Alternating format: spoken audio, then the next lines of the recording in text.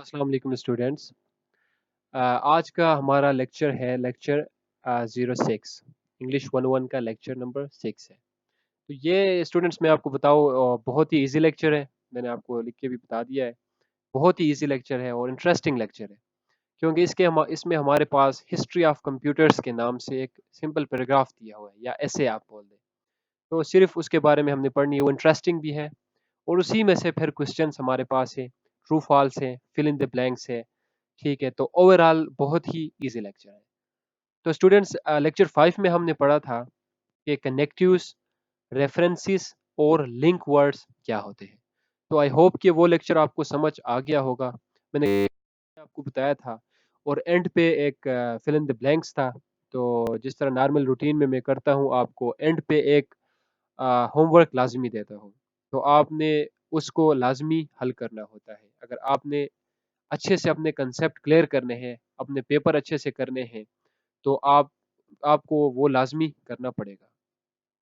तो connectives, link words और references हमने पढ़े थे कि प्रोनाउन हम यूज़ करते हैं और उसके बाद हम इन कंट्रास्ट यूज़ करते हैं। ठीक, ऐसे वर्ड्स यूज़ करते हैं। तो आपने उस पैराग्राफ को भी पढ़ा था और उसके बाद उसमें से क्वेश्चंस जो आए थे वो भी हमने सॉल्व किए थे। तो आज का लेक्चर जो है लेक्चर 6 है, इसको मैंने इस वजह से वर्ड में आपको नहीं बताया। ठीक है, मैंने लिखा है फ्रॉम हैंड, उसमें ऐसी कोई चीजें नहीं है।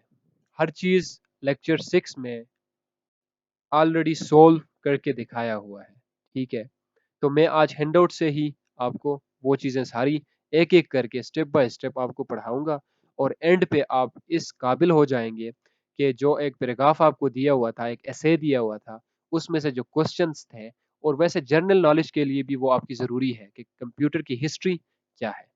तो पीडीएफ इस फाइल के थ्रू मैं आपको बताऊंगा, हैंडआउट्स के थ्रू। ठीक है, तो लेक्चर 6 में ये है, असल में ये हमारे कुछ कैटेगरीज होते हैं। जिस तरह ये रीडिंग स्किल है, जिसके ऊपर रीडिंग स्किल लिखा है, आपने उसमें रीडिंग ज्यादा करनी है, रीडिंग स्किल्स आपकी इम्प्रूव होंगी। ठीक है, ग्रूम होंगी। और जिसके ऊपर स्किल्स या राइटिंग स्किल्स होंगे, तो आपको पता होना चाहिए कि उसमें उससे रिगार्डिंग चीजें होंगी। तो इस लेक्चर में हिस्ट्री ऑफ कंप्यूटर्स हमारे पास दिया हुआ है कि कंप्यूटर्स की हिस्ट्री क्या है, कंप्यूटर्स कैसे बने और उनकी आगे एडवांसमेंट कैसे हुई और वो कैसे चेंजेस हुए और उसको इन्वेंट किसने किया और सबसे पहले कंप्यूटर का नाम क्या था और कैलकुलेशन हम कैसे करते हैं। ठीक है, ये सारे पैराग्राफ बाई पैराग्राफ आपको सारा कुछ 6 पैराग्राफ्स में आपको कंप्लीट करवा दिया गया है। ठीक है, तो अगर मैं इसका एक पैराग्राफ आपको समझाऊं, ये पैराग्राफ नंबर 2 में आपको समझा देता हूँ। ठीक है, बाकी आपने खुद पैराग्राफ, क्योंकि अगर मैं पैराग्राफ सारे पढ़ूंगा तो ये लेक्चर 30 मिनट से भी अबव बन जाएगा, तो वो आपके लिए मुश्किल होगा फिर समझना। मैं आपको मेन चीजें जो मेन पॉइंट्स है वो बताता हूँ। During the 17th and 18th centuries, many people tried to find easy ways of calculating. J. Napier, a Scotsman, devised a mechanical way of multiplying and dividing, which is how the modern slide rule works. Henry Briggs used Napier's ideas, produced logarithm tables, which all mathematicians use today. Calculus, another branch of mathematics, was independently invented by Sir Isaac Newton, an Englishman, and Leibniz, a German mathematician. मतलब कि 17वें और 18वें century के दरमियान बहुत से लोगों ने कोशिश किया कि कैलकुलेशन के लिए वो कोई ऐसे इजी तरीके उनको मसला ना हो कैलकुलेशन में। तो उसके लिए मल्टीप्लाई और डिवाइडिंग के लिए नेपियर जो एक स्कॉट्समैन था, उसने एक मैकेनिकल तरीका अपनाया था। उसके बाद हमारा जो मॉडर्न स्लाइड रूल है वो उसके ऊपर डिपेंड करता है। उसके बाद हेनरी ब्रेक्स ने उसी नेपियर के आइडिया को, जो उसने कैलकुलेशन के लिए बनाया था, मल्टीप्लाई एंड डिवाइडिंग के लिए मैकेनिकल तरीका बनाया था, उसी आइडिया को मद्देनजर रख के उसने लॉगरिथम टेबल्स बना लिए जो आज हमारे सारे मैथमेटिशियंस यूज करते हैं। ठीक है, उसके बाद कैलकुलस, वो भी मैथमेटिक्स की एक और ब्रांच है, वो भी अलग से इन्वेंट किया गया। किससे? इस सर इसाक न्यूटन और लेबनेस और जर्मन मैथमेटिशियन ने। तो ये कंप्यूटर की इवोल्यूशन थी। इन पैराग्राफ्स को पढ़ने के बाद आपके पास एक एक्सरसाइज दिया हुआ है, जिसमें से आपने मेन आइडिया सेलेक्ट करनी है। ठीक है, तो वो मैंने आपको ऑलरेडी बता दिया था कि मेन आइडिया कैसे सेलेक्ट करते हैं। उस पैसेज को फिर पढ़ने के बाद हमारे पास ट्रू फॉल्स भी आते हैं कुछ। तो ये ट्रू फॉल्स दिए हुए हैं। The abacus and the fingers are two calculating devices still in use today. इसका ट्रू फॉल्स बताना है कि क्या ये सच है या गलत है। तो इसका ये आंसर भी आपके पास सारे दिए हुए हैं, तो ये ट्रू है। ठीक है, इसी तरह ये सारे 10 स्टेटमेंट्स है, इनका ट्रू फॉल्स आपने बताना है, ये ऑलरेडी हमारे पास गिवन है। उसके बाद लोकेटिंग इंफॉर्मेशन। इंफॉर्मेशन को हम लोकेट कैसे कर सकते हैं। अगर एक पैराग्राफ एक ऐसे हमारे पास दिया हुआ है और एक स्टेटमेंट दी हुई है कि भाई ये स्टेटमेंट कहाँ पे है, कौन से पैराग्राफ में है, तो आपने उस पैराग्राफ को ढूंढ के वो इसमें लिखना है कि भाई during the same period of history logarithm tables and calculus were developed. तो ये किस पैराग्राफ में है।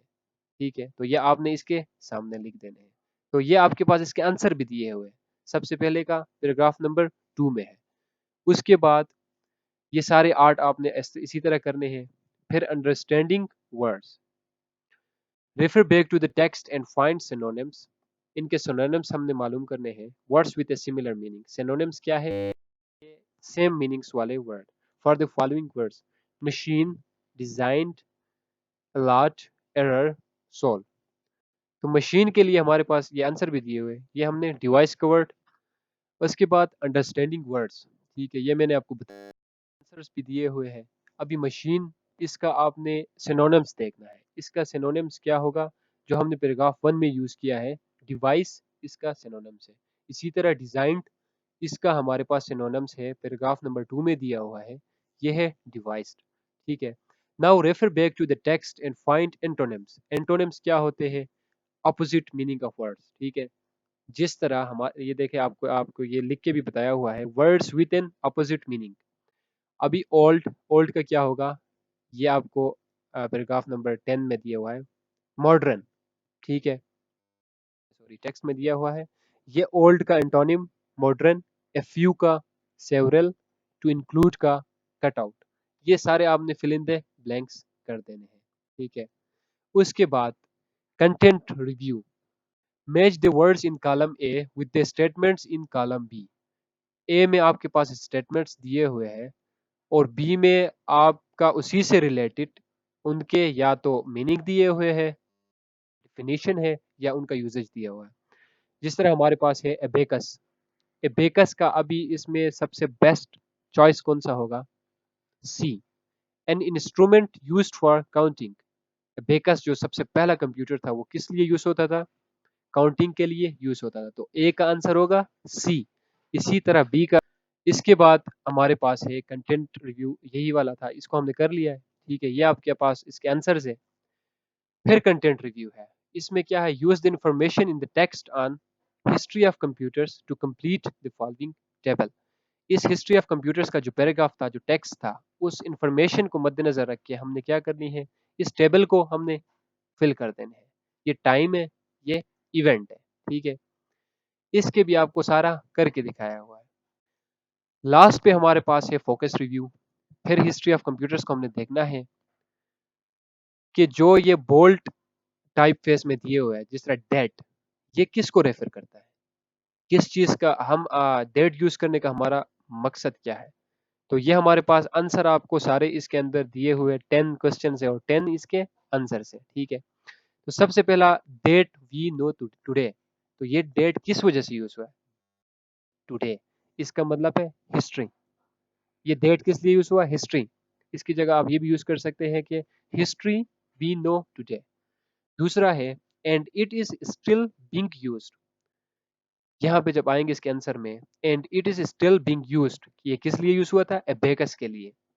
अगर आप इस इट को हटा भी देते हैं तो ये आपकी सेंटेंस करेक्ट है। And abacus is still being used. ठीक है, इसी तरह ये आपके 10 क्वेश्चंस है और ये 10 इनके आंसर्स है। तो आपने इनको लाजमी एक दफा गो थ्रू करना है ताकि ये आपका कंसेप्ट क्लियर हो जाए।